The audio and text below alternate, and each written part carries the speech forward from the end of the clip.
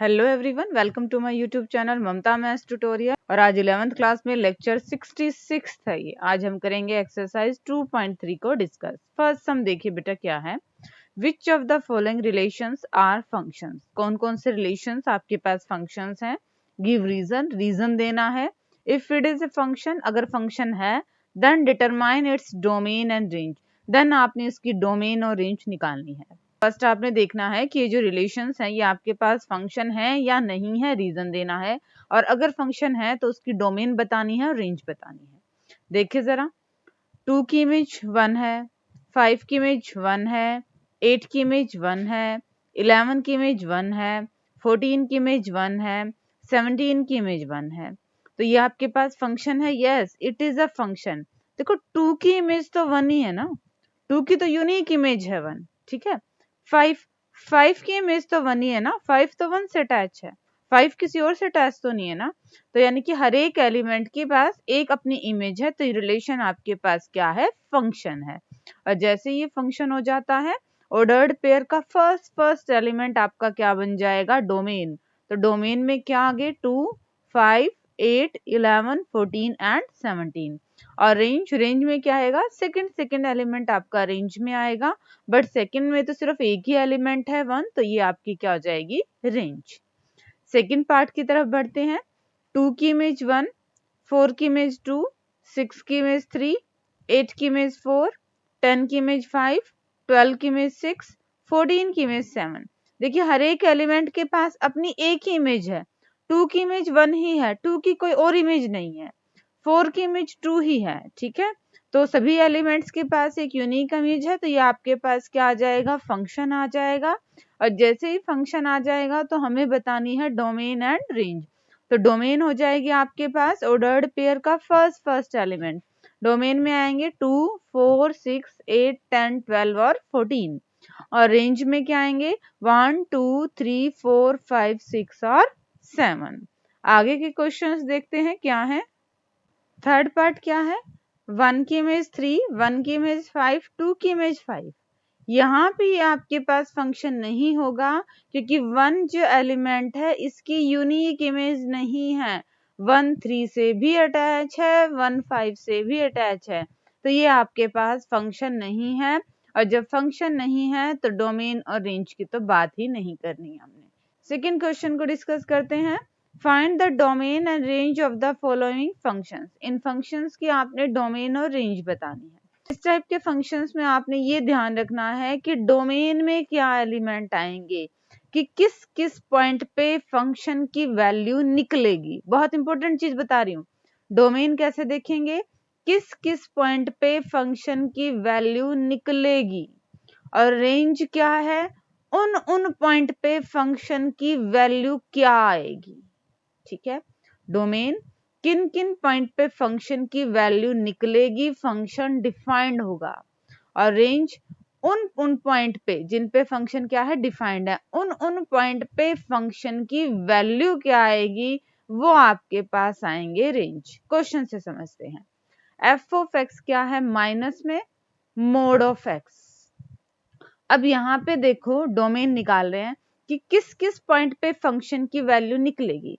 अब एक्स आप कोई भी रख दो, एक्स आप 0 रख दो, एक्स आप प्लस का रख दो, एक्स आप माइनस का रख दो, एक्स आप फ्रैक्शन में रख दो, एक्स आप रूट में रख दो, सब पे वैल्यू आएगी, डिफाइंड है। तो डोमेन तो क्या आ गई आपके पास, रियल नंबर आ गई। बात करते हैं हम रेंज की। भाई कोई भी रियल नंबर रखें तो वो क्या आएगा। अब ध्यान से देखें, यहाँ पे हम कोई भी रियल नंबर रख दें तो वो प्लस का तो किसी भी सूरत में नहीं आएगा, नहीं आएगा ना प्लस का किसी भी सूरत में, हमेशा माइनस ही आएगा, ज्यादा से ज्यादा वो 0 हो सकता है। तो वैल्यू कहां से कहां तक बीच में आएगी, 0 से लेकर माइनस इन्फिनिटी में वैल्यू आएगी। ठीक है। डोमेन किस किस पॉइंट पे फंक्शन डिफाइंड है, हर एक रियल नंबर पे ये फंक्शन डिफाइंड है। और रेंज आप कोई भी वैल्यू निकाल लो, 0 से माइनस इन्फिनिटी, इस इंटरवल में वो वैल्यू लाई करेगी। ठीक है। सेकंड पार्ट है, इससे और शायद आपका पॉइंट क्लियर हो जाए। सेकंड देखिए, F of X equal to under the root 9 minus X square. अब ये फंक्शन कहाँ कहाँ डिफाइंड है, हम ये चेक कर लेते हैं कि कब कब फंक्शन की वैल्यू डिफाइंड नहीं है, फिर उसे छोड़ देंगे हम डोमेन में से। ये वैल्यू कब डिफाइन नहीं होगी? जब ये 0 से छोटी हो जाएगी, नेगेटिव हो जाएगी। इक्वालिटी नहीं लेंगे, 0 का रूट तो 0 हो जाएगा, प्रॉपर लेस देन कीजिए इसको, ठीक है, लेस देन, इक्वालिटी नहीं आएगी यहाँ, ये ग्रेटर देन, ठीक है। देखिए क्या कह रहा है, प्लस का 9 था, इधर जाएगा माइनस का, minus X square is less than minus 9, और अगर माइनस का साइन हटाएंगे तो इक्वालिटी चेंज हो जाएगी, एक्स स्क्वायर ग्रेटर देन 9। जब जब एक्स, किसी भी एक्स के स्क्वायर की वैल्यू 9 से बड़ी है तब उसके लिए डिफाइंड नहीं है, ठीक है। यानी कि किन किन के लिए डिफाइंड है? जब जब वैल्यू 9 से छोटी आ जाए स्क्वायर में। अब 1 का स्क्वायर करेंगे, 9 से छोटा है तो आपकी डोमेन में आएगा। 2 का स्क्वायर करेंगे 4, 9 से छोटा है, वो भी डोमेन में आएगा। बड़े के लिए डिफाइंड नहीं है, तो जहां जहां पे डिफाइंड है हम वो पॉइंट निकाल रहे हैं। 3 रख ले, 3 का स्क्वायर 9, इक्वालिटी भी 9 से बड़ा तो नहीं है ना, बराबर है, तो ये कंडीशन भी सेटिस्फाई नहीं हो रही है। 0 भी रख सकते हैं, 0 का स्क्वायर 0 9 से बड़ा है, नहीं है, तो यानी कि इन पे फंक्शन डिफाइंड है। जो जो पॉइंट इसको सेटिस्फाई नहीं करते हैं उन पे डिफाइंड है फंक्शन। देखो हम क्या निकाल रहे थे कि फंक्शन डिफाइंड कहाँ कहाँ नहीं है। जब जब x की वैल्यू रखें और उसका स्क्वायर निकालें, अगर वो 9 से बड़ा आ रहा है तो फंक्शन आपके पास डिफाइंड नहीं है, ठीक है। -1 रख सकते हैं, -2 रख सकते हैं, -3 रख सकते हैं, क्या 4 रख सकते हैं? 4 नहीं रख सकते, क्योंकि 4 का स्क्वायर क्या आएगा? 16 तो 9 से बड़ा आ गया ना, तो यहाँ पे फंक्शन आपके पास डिफाइंड नहीं है। यानी कि इन वैल्यूज पे फंक्शन आपके पास डिफाइंड है, तो ये आपके पास क्या आ गई है? डोमेन। -3 से लेकर 3 के बीच में, और इक्वालिटी का साइन है, मतलब ये वैल्यूज भी आपके पास क्या है? इंक्लूड है, ठीक है। डोमेन बहुत इंपॉर्टेंट थी। अब रेंज देखना है। रेंज का मतलब ये सारी वैल्यूज यहाँ रखेंगे तो आंसर क्या आएगा? अब देखो जरा, 0 रखेंगे तो क्या आएगा? 3 आएगा, ठीक है। 1 रखेंगे तो 9 में से 1 गया 8, और 8 का रूट भी 2√2 कुछ 2 पॉइंट समथिंग आएगा, ठीक है। 2 रखेंगे तो 2 2 जा 4, 9 में से 4 गया 5, √5, वो भी 2 पॉइंट समथिंग आएगा, ठीक है। और 0 रखेंगे तो 9 में से 0 गए 9, और 9 का रूट क्या आ जाएगा? 3, और 3 ही रख दें तो 3 3 जा 9, 9 में से 9 गए 0। यानी कि आप कोई भी वैल्यू रख लो, वैल्यू हमेशा 0 और 3 के बीच में आएगी। आप इनमें से कोई भी वैल्यू रखना, हमें तो देखना है ना कि जिन जिन पॉइंट पे फंक्शन डिफाइंड है, मतलब डोमेन का पॉइंट जब फंक्शन में रखें तो वैल्यू क्या आएंगी? वो आपके पास रेंज आएंगी। तो अगर हम डोमेन की वैल्यू रख के देखें तो वो 0 और 3 के बीच में आएंगी। हाँ, 0 और 3 इंक्लूड है, तो ये आपकी रेंज है। बहुत इंपॉर्टेंट क्वेश्चन है, दोबारा देख लीजिए। हम निकाल रहे थे डोमेन। डोमेन का मतलब कि किस किस पॉइंट पे ये फंक्शन की वैल्यू डिफाइंड है। अब ऐसे तो बहुत सारे पॉइंट थे, हमने ये देख लिया कि किन किन पे डिफाइंड नहीं है। जब जब एक्स स्क्वायर की वैल्यू 9 से बड़ी है, फंक्शन डिफाइंड नहीं है। तो यानी कि जब जब एक्स स्क्वायर की वैल्यू 9 से छोटी है, वहां पे तो डिफाइंड है। ये वैल्यूज है जिन पे फंक्शन डिफाइंड है, तो ये सारे किसमें आ गए? डोमेन में, ठीक है। रेंज के लिए देखें तो डोमेन को वैल्यूज जब एक्स की जगह रखें तो रेंज जो आए वो देखनी है। अब आप इन वैल्यूज में से कुछ भी रख के देख लीजिए, वैल्यूज 0 और 3 के बीच में आएगी, तो वो आपके पास क्या आ गई है? रेंज।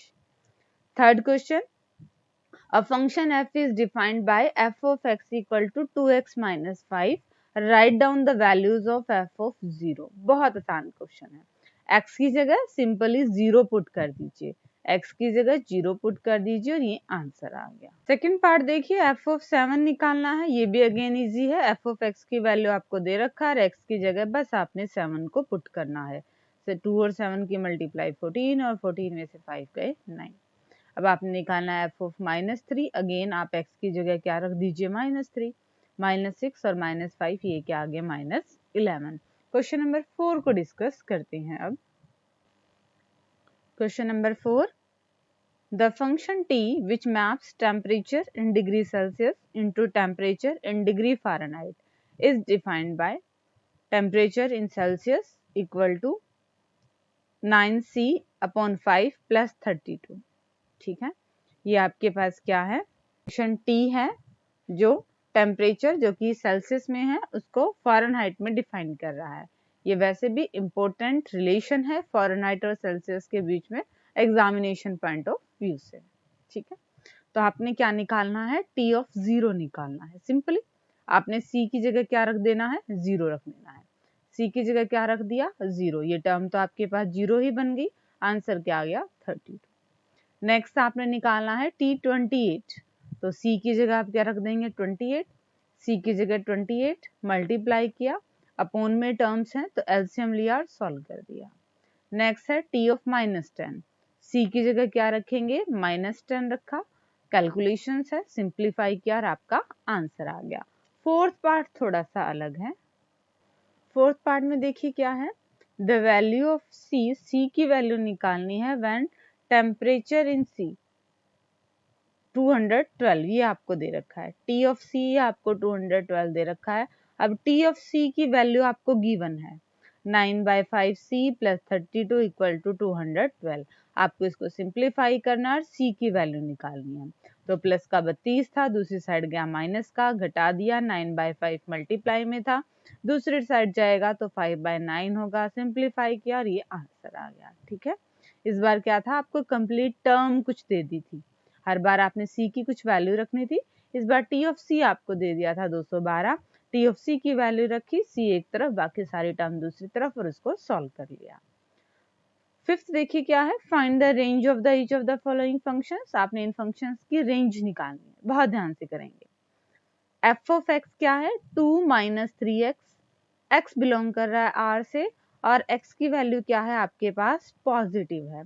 आपको एक तरह से इसने डोमेन दे दी है, ठीक है, कि एक्स की वैल्यू क्या है पॉजिटिव है, आपने रेंज निकालनी है।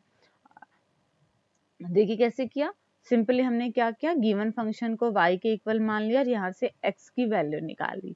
ये रेंज निकालने का दूसरा तरीका है। ठीक है, आप सिंपली वैल्यू रख के निकाल सकते हैं, जैसे पहले किया था आप वैसे निकाल लीजिए। इस तरीके से करना चाहें इस तरीके से भी कर लीजिए। क्या है, फर्स्ट आपने गिवन फंक्शन को y लिखना है, क्योंकि f ऑफ x आपका होता क्या है, y ही होता है। ठीक है, x ये y ये और फंक्शन से आपके अटैच है, x इसका एलिमेंट होता है, y इसका एलिमेंट है। तो कैसे लिखते हैं, f of x equal to y। तो y इक्वल टू 2 - 3x, यहाँ से x की वैल्यू निकाल लिया। क्या किया, y इक्वल टू 2 माइनस में 3x, 3x माइनस का है, इधर आ गया प्लस का, y प्लस का है, उधर आ गया माइनस का, और x की वैल्यू 3 मल्टीप्लाई में है तो ये आ गया डिवाइड में। ये आ गया आपके पास x की वैल्यू। आगे देखिए कैसे सॉल्व करते हैं। हमारे पास x की वैल्यू क्या आई थी, 2 माइनस में y/3, ये आई थी x की वैल्यू। गिवन कंडीशन क्या थी आपके पास, x कोई भी रियल नंबर है, बट कंडीशन क्या है कि x 0 से बड़ा है। अब ये वैल्यू 0 से बड़ी है, ये इसके बराबर है, मतलब ये वैल्यू भी 0 से बड़ी है। क्रॉस मल्टीप्लाई करेंगे तो 2 माइनस वाई भी 0 से बड़ा आ गया। 2 की वैल्यू इधर ले जाएंगे, माइनस की 2 होगी, दोनों साइड माइनस है, साइन चेंज हो गया। y की वैल्यू क्या आ गई, 2 से छोटी। हमें y की वैल्यू ही तो निकालनी है। y क्या थी हमारे पास, जिन जिन से फंक्शन अटैच है, यानी कि रेंज ही तो थे। y की वैल्यू 2 से छोटी, मतलब 2 से लेकर नेगेटिव -इंफिनिटी तक, वो आपकी क्या आ गई है, रेंज आ गई है। बहुत इंपॉर्टेंट था, दोबारा देख लीजिए क्या था। गिवन आपके पास क्या दे रखा था, 2 - 3x इक्वल टू y, ये आपको दे रखा था। ठीक है, यहाँ से हमने क्या किया, पहले तो हमने x की वैल्यू निकाली, 2 - y/3, ये x की वैल्यू निकली। कंडीशन क्या दे रखी थी कि x रियल से है और x की वैल्यू 0 से बड़ी है। अब x की वैल्यू 0 से बड़ी है तो हमने x की वैल्यू निकाल ली थी, यानी कि ये आपकी 0 से बड़ी होनी चाहिए। यहाँ से हल करके हमें y के बारे में पता लग गया। अब y के एलिमेंट ही तो थे हमारे पास रेंज। ठीक है, जब ऑर्डर्ड पेयर ऐसे बनता है तो x की इमेज क्या है, y, और इमेज वाले एलिमेंट सारे क्या होते हैं आपके पास, रेंज। एक तरह से हमें रेंज तो मिल गई है कि y 2 से छोटा है, यानी कि 2 से छोटे सारे एलिमेंट आपके रेंज में आएंगे। सेकंड पार्ट और कर लेते हैं, इससे आपको अपना पॉइंट ज्यादा समझ में आ जाएगा। f of x equal to x² + 2, और x क्या है आपके पास, रियल नंबर है। अगेन हम किसकी वैल्यू निकालें, x की वैल्यू निकालें, y के इक्वल रखा इसे, प्लस का 2 था, इधर आया माइनस का, और स्क्वायर हटाएंगे तो वो क्या जाएगा, रूट। ठीक है, अब आपको क्या दे रखा है कि x रियल नंबर है, x रियल नंबर है तो प्लस का और माइनस का हो सकता है, पर ध्यान से देखेंगे कि माइनस वालों के तो डिफाइंड ही नहीं होगा, ठीक है, माइनस वाली टर्म के लिए तो डिफाइंड ही नहीं होगा क्योंकि नेगेटिव में चला जाएगा, यानी कि x आपके पास क्या होना चाहिए, पॉजिटिव होना चाहिए, ज्यादा से ज्यादा ये 0 हो सकता है। तो हमने क्या कर दिया, ग्रेटर देन इक्वल टू 0। यहाँ पे सॉल्व करेंगे स्क्वेयरिंग बोथ साइड्स, y की वैल्यू क्या है, 2 से बड़ी आ गई, यानी 2 से लेकर इंफिनिटी तक आ गई, इक्वल टू का साइन है तो 2 की साइड क्या आ जाएगी, क्लोज ब्रैकेट, दूसरी वाली ब्रैकेट आ जाएगी, ठीक है।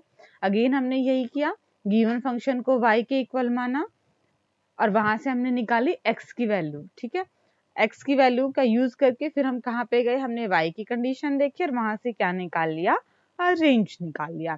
थर्ड पार्ट देखिए क्या कहता है, third part f of x equal to x, यहाँ पे कुछ भी रखो x और x ही आएगा और x आपके पास रियल नंबर है, यानी कि जो वैल्यू रखोगे वही आपके पास उस वही इमेज बन जाएगी, 1 रखोगे तो इमेज 1, 1 की इमेज 1, 2 की इमेज 2, √2 की इमेज √2, यानी कि जो भी x की वैल्यू आ रही है रियल नंबर में वही आ रही है, तो हम सारे रियल नंबर्स रख सकते हैं, तो रेंज भी क्या आ गई है, आर, सारे रियल नंबर्स, इसकी रेंज आ गई है, ठीक है।